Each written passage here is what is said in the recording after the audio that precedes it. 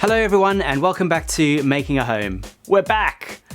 A little bit late to the party. It is nearly the end of February already, but Happy New Year, I guess.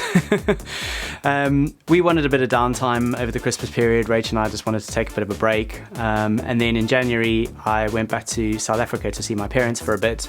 So that's why there hasn't been much update on the channel since the last video that I did, which was like October, November time. Not very good, but here we are, we're back again, and we are ready and raring to go for a brand new year. So I wanted to just give you a little bit of a recap on where we are now and what's coming up in the next few months. I know that the last video was also a recap video, so yeah, sorry about that, 2 recap videos in a row, but this one's kind of more about looking ahead to what we're going to be doing in 2022. Money, time dependent, of course, which that is an ongoing issue, of course, which I'm sure anyone who's done any kind of renovation will know, particularly at the moment because the cost of raw materials at the moment is just through the roof, like prices for timber, roofing, all sorts of things are just way above what they should be. So that does add a little bit of extra complication.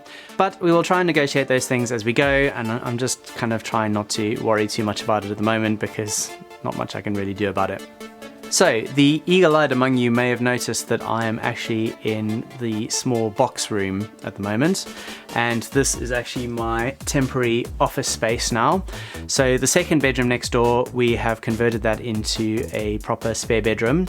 The main reason being that we have some friends of ours who are coming over from South Africa, and they're actually going to be staying with us for probably a few weeks, maybe a little longer, we'll see, just while they get themselves settled in the UK. So we really needed a proper spare bedroom for them, so that meant that my office/studio was relegated to this tiny little room. I've kind of made it work as best I can. It's perfectly fine as an office space, and I've even managed to cram some music stuff in here as well. So for now, this is kind of doing all right, but the plan is to get out into that garden building as soon as possible and make that my permanent office/studio space. So this is my new temporary office/studio space. It's pretty tight, but it is actually fine for general day-to-day office work, and I've even managed to get a little bit of music stuff in here as well so that I can do a bit of that. On this side here we have this duvet, which has basically just been hung up on a curtain rail which runs along the ceiling. This was actually a smart idea of Rachel's. I already had this duvet in my previous studio. This is really just here for sound deadening purposes. The idea is that you can put it up against a wall and it reduces the amount of reverberation from the walls, which is really good for when you're doing voiceovers or recording vocals. So I had this anyway, and Rachel's clever idea was basically to use it as a way to hide all of the storage, which is still on this side of the room. We have massively reduced the amount of boxes that we have here, partly through just basically going through stuff and deciding what we were going to keep and what we were going to get rid of. But also I have shifted around everything that's in these boxes, and anything which is not particularly sensitive to heat or cold, I have shifted up into the loft and stored it up there. So that basically meant that we could free up essentially this wall, and I could put some of the furniture that was in the studio room into there, and I could just about cram this studio desk into the back wall here. So this duvet neatly hides everything away on that side, but it's also very good for acoustics. This room actually has a very good acoustic profile now. It's very good for when I'm doing voiceovers or anything like that. So actually this is a good temporary studio space as well.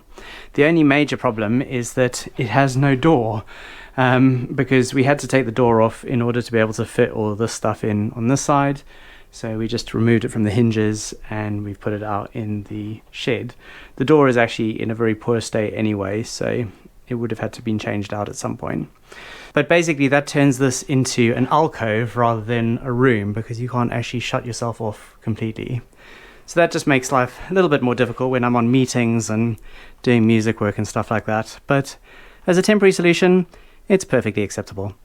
So we have done a couple of small things since the last video update. The first thing that we've done is we've put some wardrobes in our bedroom. These are just standard IKEA stock, but we have properly built them in, so to speak, and attached them to the wall.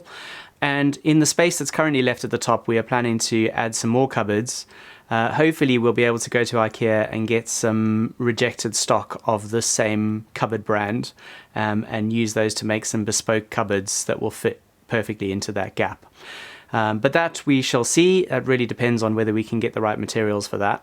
So we will keep you posted on that. Rach has also started stripping the wallpaper in the dining room area. This is probably going to take a while because it's quite a big job and we don't really have a huge amount of free time at the moment. But we're just going to chip away at it as and when we've got the time. And we're also planning to turn the outside wall into a bit of a feature wall, so more on that to come. So the next big thing that we need to start thinking about is the outbuilding out in the garden. This is going to be quite an operation. I am a little bit nervous about it really because I haven't undertaken anything quite as intense as this. But I think we will be all right. But really one of the major issues at the moment is trying to get our finances in order and trying to figure out where the money's going to come from. So as a result of that, what we're going to do is we're going to kind of break it into phases. The first phase is going to be the roof replacement and also the water drainage, because the water is now going to drain off the front of the roof. We need to manage that properly in the garden.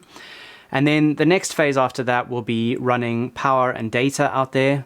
We've got to run some kind of an armored cable all the way from the distribution board all the way out to the studio, and that is no mean feat whatsoever because there are so many obstacles in the way.